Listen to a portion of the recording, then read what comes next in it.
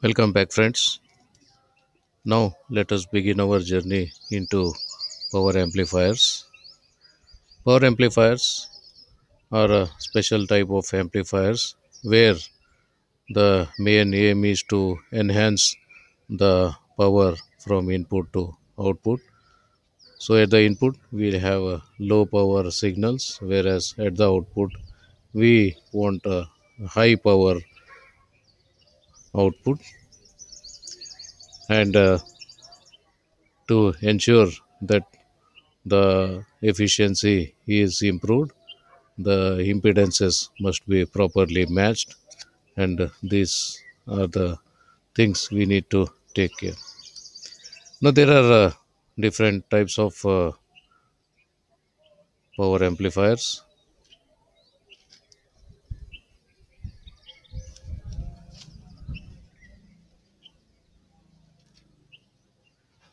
That is depending upon the position of the operating point on the load line.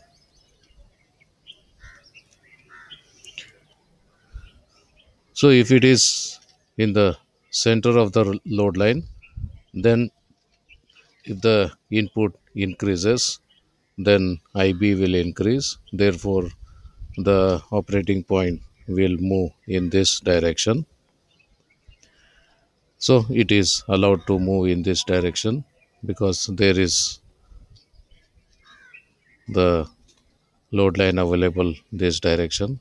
And when you try to decrease the signal, then the base current reduces, and hence the operating point will move in this direction along the load line.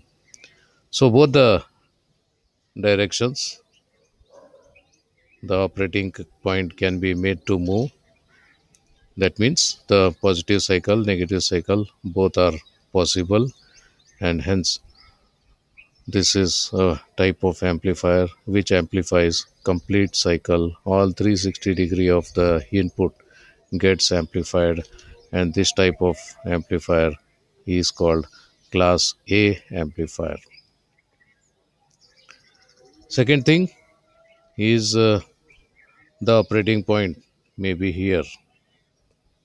If the operating point is here, then only increase in the input will make the change in IB, and increase in IB will make the operating point to move on in this direction only, and decrease in input definitely is not going to make any change because there is no part of load line this side, and hence only one part of the input, that is the positive cycle of the input, only gets uh, included into your amplifier, and hence the amplifier could get output only for the positive cycles. Negative cycles it won't work.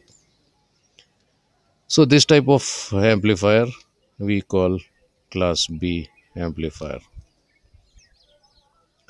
And there is one more type of amplifier which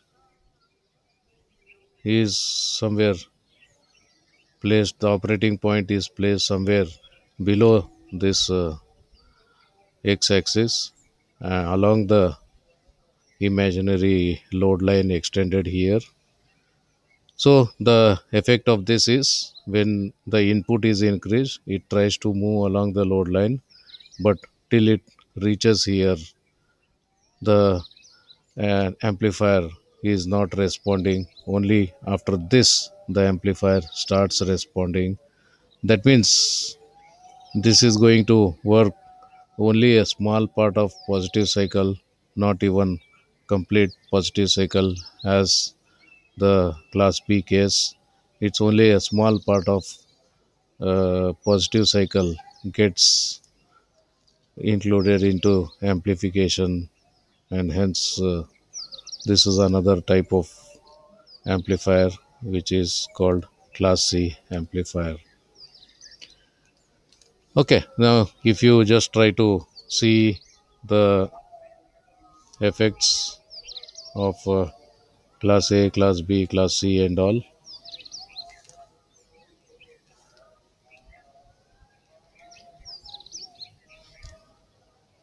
So if this is our input, then the class A would get us the output, which is high in magnitude and full. Both the cycles are amplified. But same thing when it comes to class B, then only positive cycles get amplified. Negative cycles are not visible in the output. Now coming to class C,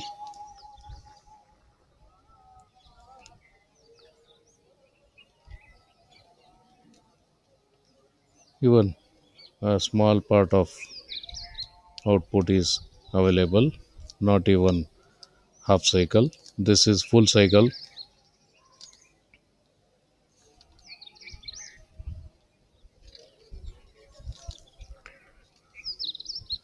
This is half cycle, and this one is less than half cycle. This is for class C, this is class A, and this is class B. Done. So that's a thing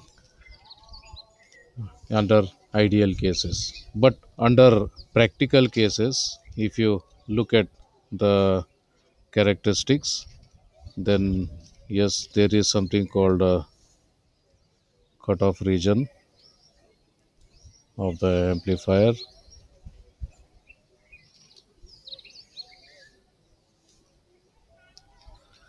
So this region, our amplifier is not working. That means even if you are saying that for class B, half cycle gets amplified, but in reality, till the operating point reaches this point, the amplifier is not responding. The amplifier starts responding only after crossing this point, and hence this uh, in practical case, though it is called for half cycle, but in reality it is working for less than half cycle. A small part of positive cycle is not available for amplification because the transistor is in cutoff region, and hence some alternative is to be found. And the best way to work out is instead of having your operating point here, let us fix our operating point here, so that when the input starts raising, it just gets into the active region, and no more uh, possibility of being in cutoff region, and hence full half cycle will be available for amplification. All positive half cycle is available for amplification, all negative cycle is not amplified. That way we can ensure that full half cycle is available for amplification. So this, it is neither A nor B, so it is the combination of this. So this is called class AB. So class AB looks like this. It's a complete half cycle. Class B practically is little less than half cycle, and the major difference between class B and class AB we see when we actually try to amplify complete cycle using class B. What the logic of working with class B is use two stages of class B amplifiers, one stage to work for positive cycle, other stage to work for negative cycle, so that both the half cycles get amplified. So there we immediately notice the problem with class B and advantages of class AB. So there we are going to see in detail. So that's it for now. We have class A complete cycle, class B half cycle, class C less than half cycle. So that's it. More details to follow in next coming sessions. So till then, take care. Bye.